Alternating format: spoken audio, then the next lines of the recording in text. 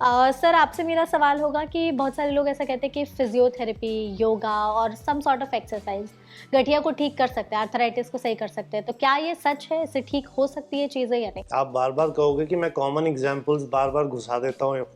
सबसे आसान तरीका समझने का, आपकी टायर, वापस हम उसी पे जाते हैं। मेरा एक पंक्चर है, उसकी हवा धीरे धीरे कम हो रही है। अगर मैं उसमें हवा भरता रहूँगा तो मेरे टायर और ट्यूब की लाइफ बनी रहेगी। फिजियोथेरेपी कभी नुकसान नहीं दे सकती, वर्जिश करना कभी नुकसान नहीं दे सकता, योगा करना कभी आपको दिक्कत नहीं दे सकता। क्या वो आपका सवाल है, क्या वो आपकी बीमारी को पूरा पलट देगा? नहीं। अगर आपकी बीमारी शुरुआती स्टेज में है, आपको बहुत फ़ायदा मिलेगा, मांसपेशी की ताकत प्लस वज़न कम भी हो जाएगा, तो हमें डबल बेनिफिट है। लेकिन अगर आपकी बीमारी ज़्यादा बढ़ गई है तो वो आपको हेल्प तो करेगा लेकिन बीमारी रिवर्स नहीं करेगा। तो वर्जिश करना बहुत ज़रूरी, बहुत अच्छा है। ठीक है। तो मतलब जिन लोगों के मन में इस चीज़ को लेकर के मिथ होगा, जो सोचते होंगे कि हाँ, इससे सही हो सकता है, तो ऐसा नहीं है। आप खुद को फिट रख सकते हैं, बट इससे ये आर्थराइटिस की प्रॉब्लम सही होगी इसका कोई चांस नहीं है, या अर्ली स्टेज में आपको सही रख सकते हैं। ठीक है, ओके। डॉक्टर गुरिंदर, आपसे एक और सवाल होगा मेरा कि नॉर्मल अगर रेगुलर जो जॉइंट पेन होता है या शरीर में अकड़न हो गई, तो इसको हम आर्थराइटिस से कैसे डिफरेंशिएट कर सकते हैं कि ये अलग है, जो नॉर्मल रेगुलर जॉइंट पेन्स होते हैं उससे? एक तो सिम्टम्स आए कैसे, उसमें बड़ा फ़र्क पड़ता है। जो नॉर्मली जो हमारे आर्थराइटिस वाले होते हैं वो धीरे धीरे धीरे करके बढ़ते हैं। वो बीच बीच में कभी कभी सिम्टम बढ़ जाएंगे, फिर बैठ जाएंगे, फिर आ जाएंगे। सो क्रॉनिसिटी जिसे कहते हैं, कितने दौरान से प्रॉब्लम चल रही है, उससे एक बार आइडिया लगता है कि इतना है। रेयर होता है कि आर्थराइटिस जो हम बात कर रहे हैं कि एकदम सुबह, मतलब कि जैसे सुबह उठे और एकदम लग रहा है यार ये मेरी पीठ खराब हो गई, मेरा घुटना नहीं चल पा रहा। जो पहले वाले आपने बॉडी टाइटनेस सिम्टम्स वगैरह बताए, वो दे विल कम, एकदम आएंगे और फिर चले भी एकदम जाएंगे, और बीच में तकरीबन आपको लगेगा जी मेरी तो कहानी ख़त्म भी हो गई। आर्थराइटिस वाले सिम्टम में ना कुछ रह जाएगा, या तो आपकी थोड़ी सी पेन, थोड़ी सी स्टिफनेस, थोड़ी सी स्वेलिंग।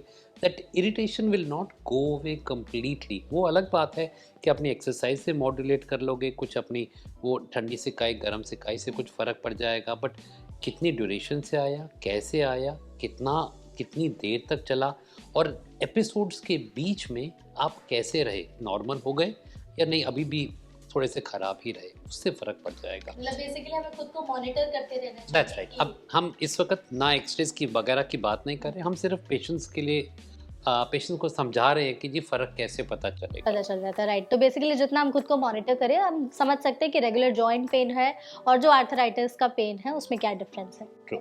मेगा, इसमें मैं जोड़ूं एक चीज़? हाँ हाँ, बिल्कुल। जैसे इन्होंने समझाने की कोशिश की, आपकी तकलीफ हट्टी होनी चाहिए। हट्टी से मतलब है, और ये बढ़नी चाहिए। और अगर हमने ज़रा सी भी एक्टिविटी कोई भी करी, रोज़ दिनचर्या की, हम बैंक तक चले गए, पोस्ट ऑफिस, और उसके बाद हम बहुत ही ज़्यादा दिक्कत में आए, इसका मतलब आपको इस पे ध्यान देना पड़ेगा। ओके, ठीक है। तो मतलब कोई भी छोटी मोटी एक्टिविटी में भी अगर हमें उस तरह का पेन या स्टिफनेस फील हो, तेज बढ़ रहा हो, हाँ, तेज बढ़ रही है, तो that is arthritis. Regular joint pains जो है वो थोड़े टाइम के लिए होंगे एंड देन ठीक हो जाएंगे जल्दी। ठीक है, ओके। सर आपसे एक और सवाल होगा कि कई बार बचपन में कोई इंजरी हो जाती है या कोई एक्सीडेंट कभी हो गया, तो क्या चांसेस है कि आगे चलकर ये आर्थराइटिस का कोई कारण बन सकता है? बच्चों के अंदर एक तो उनका वज़न कम होता है, दूसरा उनकी उगने वाली हड्डी होती है, तो वो चोट के बावजूद भी बहुत ज़्यादा फिर से अपना ढाल, जिसको हम अंग्रेज़ी में रीमॉडलिंग कहते हैं, वो काफ़ी इम्प्रूवमेंट कर सकता है। लेकिन कई बार चोट बहुत ज़्यादा गंभीर हो जाए जोड़ में, या उस चोट की वजह से आपके वज़न लेने वाले जोड़ों की दिशा बदल जाए। कि आपने देखा होगा कई बच्चे बिल्कुल उनकी टांगे कमान जैसी होती हैं, या दूसरी तरीके से बिल्कुल बाहर को निकली होती हैं, जिसको हम लोग अंग्रेजी में नॉक नीज कहते हैं। इन दोनों स्थिति में अगर मेरा जोड़ टेढ़ा है तो वो घिसेगा भी तो टेढ़ा ना। जैसे जैसे बच्चे की उम्र आने वाले 20-30 साल में बढ़ेगी, उसके जोड़ का कुछ हिस्सा ज़्यादा जल्दी घिसेगा, ज़्यादा डैमेज होगा। मतलब चांसेस हैं।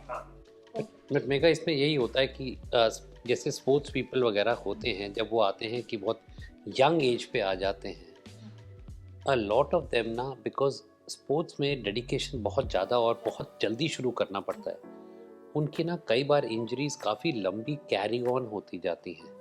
तो हमारे लिए वो एक अलग कैटेगरी ऑफ आर्थराइटिस बन जाता है। एक तो हमने बात की अपनी उम्र के साथ, दूसरे हमने बात की जो ऑटो इम्यून वाला, ये तीसरी कैटेगरी बात है। इसे let us call it as चोट के कारण या post traumatic, which can include आपकी वो भी हो जाएंगे जो बचपन के जो आप चोटें बोल रहे हो, ये वो भी हो जाएंगे। जैसे मेरा एक्सीडेंट हो गया, मोटरसाइकिल चला रहा था, मेरे एक्सीडेंट हो गया और मेरी जोड़ की जो स्मूथनेस थी वो कम हो गई, मेरे लिगामेंट टूट गए, अब मेरा घुटना ज़्यादा लचक खा रहा है, उसकी स्टेबिलिटी कम हो गई। ये कैटेगरी एक और होती है विच इज़ जो आजकल हम लोग बहुत देखते हैं।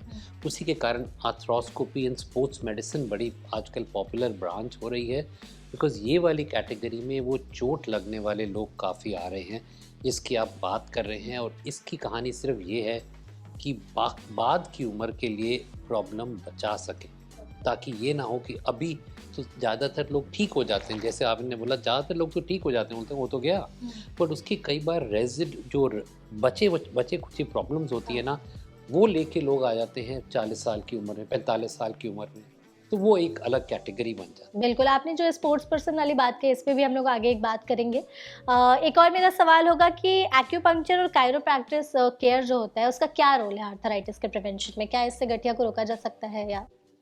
अगर सवाल है कि रोका जा सकता है, उसका जवाब शायद होएगा कि नहीं। गठिया की जो प्रॉब्लम्स होती हैं जैसे दर्द, स्टिफनेस, स्वेलिंग वगैरह, इसके अंदर दोनों की दोनों चीज़ें काम कर सकती हैं, बिकॉज इससे एटलीस्ट आपकी दर्द कम हो सकती है, आपकी जो स्टिफनेस आ रही है वो कम हो सकती है। एक पेशेंट्स को ना थोड़ा सा पेन रिलीफ मिलने के कारण थोड़ा सा आश्वासन लग जाता है कि वो अपनी और एक्सरसाइज कर पाएंगे, तो वो थोड़ी सी कॉन्फिडेंस उनमें बढ़ जाता है। रात दिन एकदम ही कई लोग हिम्मत ही हार जाते हैं कि जी मुझे तो अब प्रॉब्लम हो गई, मैं तो कुछ नहीं कर सकता। तो दीज आर ऑल समथिंग जो हम सब के सब एडवोकेट करते भी हैं, ताकि एटलीस्ट उस वक्त तो फ़ायदा हो जाए। बट अगर आपका सवाल है कि लंबी दौरान में फ़ायदा काफ़ी लिमिटेड है। मतलब तुरंत अगर किसी को रिलीफ चाहिए तो दैट इज एब्सोल्युटली राइट। ये चीज़ ओके ग्रेट, ठीक है। एक हमारा सेशन होगा बेसिकली मिथ्स एंड फैक्ट्स। तो हम कुछ चीज़ें आपको बताएंगे, आप दोनों को बताना है कि ये मिथ है या फिर फैक्ट है। तो सबसे पहला है कि कई लोग कहते हैं कि एसी की वजह से, बेसिकली एसी की हवा की वजह से आर्थराइटिस का रिस्क आजकल काफ़ी ज़्यादा बढ़ गया है। तो मिथ है और फैक्ट? Total myth. हाँ, इसमें कोई फैक्ट नहीं है। इस हिसाब से तो जो ठंडे देश हैं या हमारे ही देश में जो ठंडे प्रांत हैं, वहाँ सब लोगों को जोड़ खराब हो जाने चाहिए। नहीं, गलत। मगर ये ज़रूर कहना ठीक होएगा कि लोगों को अपनी जोड़ की दर्दें ज़्यादा महसूस, अकड़ाहट बढ़ जाती है। हाँ वो है, स्टिफनेस बढ़ जाती है, लेकिन बीमारी नहीं बढ़ती। मगर ये ज़रूर है कि उनको ज़्यादा दर्द होनी शुरू हो जाती है, ज़्यादा स्टिफनेस लगनी शुरू हो जाती है। अगर उनको ऑलरेडी प्रॉब्लम है तो वो और वर्स कर सकते हैं इस चीज़ को। बेसिकली वो ध्यान आकर्षित करता है, वो बीमारी की शुरुआत नहीं है। ठीक है, ओके, बढ़ा सकती है वो चीज़ों जैसे को। आप ही अपना हाथ ठंडे पानी में अगर डाल देते हो तो अकड़ जाता है ना, बिल्कुल उस हिसाब से। एक और है कि बहुत सारे लोग कहते हैं जिन्हें आर्थराइटिस है उन्हें एक्सरसाइज करना ही नहीं चाहिए। मिथ और फैक्ट? ये तो बिल्कुल ही गलत होएगा जी, बिकॉज आई थिंक अगर एक नंबर 1 एडवाइस इस प्रोग्राम के एंड में लेके जानी चाहिए कि आपको एक्सरसाइज रेगुलरली और वर्जिश करना, एक्चुअली दो ही चीज़ें हैं अगर आप कर सकते हो अपने लिए, अपनी एक्सरसाइज वर्जिश कर लो और अपना वज़न कम कर लो। इससे बढ़िया तो आप कुछ सोच ही नहीं सकते। छोड़ दो किसी की डॉक्टर के जाना, एक्सरे करवाना, ब्लड टेस्ट करवाना, यही दो चीज़ें कर लो। दिस इज़ द बेस्ट, जो आपके हाथ में है वो यही है। ओके, ठीक है। एक और है, आजकल जैसे लोग उंगलियां चटकाते हैं तो इससे भी बोलते हैं कि आर्थराइटिस का खतरा होता है, तो ऐसा कुछ है? नहीं है, बिल्कुल भी नहीं। तो जो हम लोग ये उंगलियां चटकाते हैं पैरों की, हाथों की, दैट इज नॉर्मल। वो बेसिकली हमारे अंदर की, अंग्रेजी में हम कहते हैं नर्वस एनर्जी को निकालना। ये आपका सडनली आपके नाइट्रोजन एक्सचेंज बोला गया है, उसकी वजह से होता है। या जोड़ के बीच में कोई गद्दी वो एक स्नैप करती है, तो उससे आपको एक सेटिस्फैक्शन लगता है। नहीं, इससे कुछ नहीं होता। ठीक है, ओके। एक और है कि जो लोग डेस्क जॉब करते हैं, जिनकी सिटिंग जॉब बहुत ज़्यादा है, बहुत टाइम तक बैठे रहते हैं, उन्हें ज़्यादा चांसेस है आर्थराइटिस होने के? उसमें कमर के प्रॉब्लम्स हम लोगों की प्रैक्टिस में बहुत देखे गए हैं, क्योंकि आजकल लोग 8 घंटा, 10 घंटा, कई बार 12 घंटे की भी अपने ऑफिस में लगे रहते हैं। हम लोगों का यही एक सिंपल सजेशन एडवाइस रहेगा, आप बीच में ब्रेक ज़रूर लीजिए। अगर आपकी बहुत लंबे घंटे हैं काम करने के लिए, आपकी कुर्सी अच्छी होनी चाहिए, आपके वर्किंग स्पेस एक सही हाइट पे होनी चाहिए। अगर आप स्क्रीन्स का यूज़ करते हैं, स्क्रीन से मेरा मतलब कंप्यूटर्स, आईपैड, फ़ोन, तो उसकी जो लेवल है वो आँख के लेवल पे होना चाहिए। तो किसी भी कंप्यूटर में नीचे आप लकड़ी का बॉक्स या कुछ किताबें रख दें जिससे उसकी ऊंचाई आई लेवल पे आ जाए, और बीच बीच में हर कुछ देर बाद आप ब्रेक लीजिए। कई देशों में आजकल हाइब्रिड वर्किंग स्पेस बताई जाती हैं कि आप खड़े होकर भी कुछ देर काम कर सकते हैं।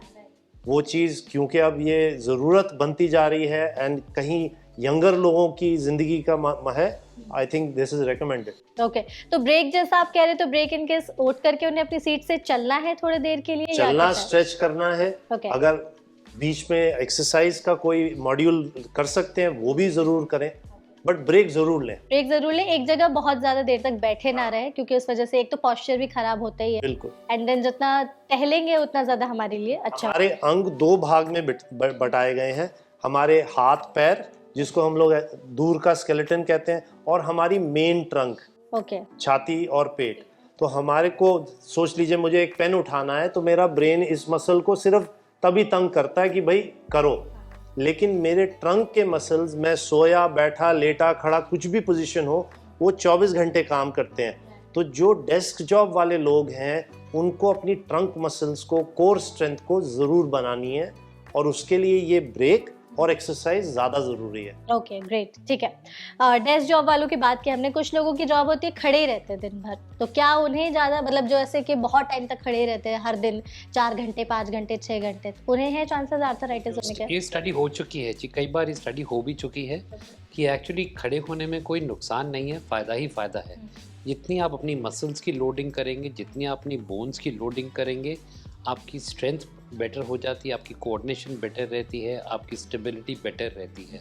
So the stronger your core muscle strength is, काफ़ी चांस है कि जो बाकी के जोड़ों में कम असर आएगा। सो कोई ये बिल्कुल गलत होएगा कहना कि खड़े होकर काम करते हैं तो उनको आर्थराइटिस ज़्यादा होती है। ओके, खड़े होने में कुछ और बीमारियों के चांस बढ़ जाते हैं, जैसे पुलिसमैन, आर्मी मैन, सर्जन्स, इन सब लोगों को जो खड़े होकर बहुत देर काम करना पड़ता है, उनको पैरों की वेन्स का प्रॉब्लम आता है। कई बार उससे लोग मिस्टेक करते हैं, क्योंकि मेरे पैरों में, पिंडलियों में दर्द आ रहा है तो ये मेरे जोड़ की प्रॉब्लम है, वो एक अलग कैटेगरी का प्रॉब्लम। लास्ट वन होगा कि ये बेसिकली औरतों से रिलेटेड है, जो लोग हील्स पहने रहते हैं, मैंने भी पहना हुआ है इनफैक्ट, तो हमें मतलब दिन भर हम हील्स पहन के रह रहे हैं ऑफिस में, हैवी बैग्स कैरी करते हैं, आजकल जो शोल्डर बैग्स हमारे आते हैं वो एक साइड पे पूरे टाइम हम कैरी किए रहते हैं, तो क्या इससे कुछ चांसेस है आगे चलकर आर्थराइटिस या कुछ भी जॉइंट से रिलेटेड प्रॉब्लम होने की?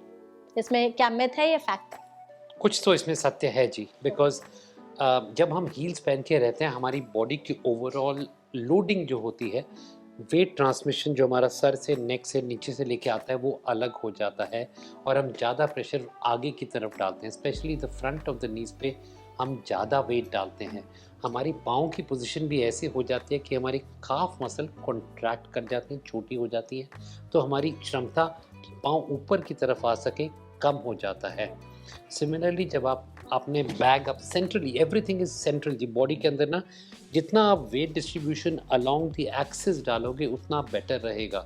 जैसे मैं बैठा हूँ तो अगर मैं सीधा बैठा हूँ तो मेरा वेट बिल्कुल सेंट्रल एक्सिस में जा रहा है, जैसे ही मैं ऐसे करके बैठ गया मेरा वेट डिस्ट्रीब्यूशन ही इम्पॉर्टेंट। सिमिलरली बैक को जब भी मैं ऐसे करूँगा, मैं हमेशा एक तरफ को होके करूँगा।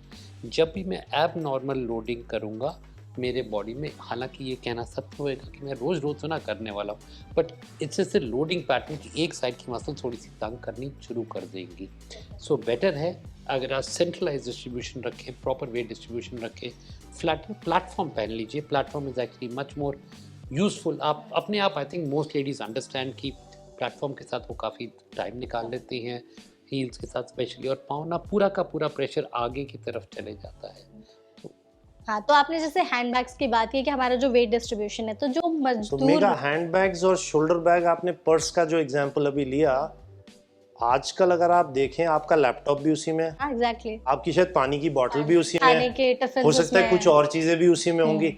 हम लोगों ने एक किया था एक जनरल चेक, लेडीज बैग या लोगों के शोल्डर बैग 7 किलो से 11 किलो तक पहुंच जाते हैं। तो अगर आप वो चीज़ एक तरफ लोड करके, और ये चीज़ तो कई घंटों के लिए, जो मार्केटिंग जॉब्स में है वो तो बहुत देर तक बाहर रहते हैं, तो इस चीज़ को करेंगे तो आपको एक साइड का सिवियर पेन्स एंड एक्स आने शुरू होंगे, जिसको हम लोग मेडिकल भाषा में ट्रिगर स्पॉट्स कहते हैं। लोग कहते हैं जी हमारी पीठ पे गिल्टियां हो गई हैं, परिवार ने हाथ लगाया था तो वहां गिल्टी महसूस होती है, बहुत दिक्कत है, कोई गड़बड़ तो नहीं, वो बेसिकली मसल बुरी तरह से क्रैम्प में चला जाता है। So do it in moderation. अगर आपका काम ऐसा है कि आपको हैवी लेके जाना है, तो स्ट्रॉली टाइप की कोई चीज़ रख लीजिए।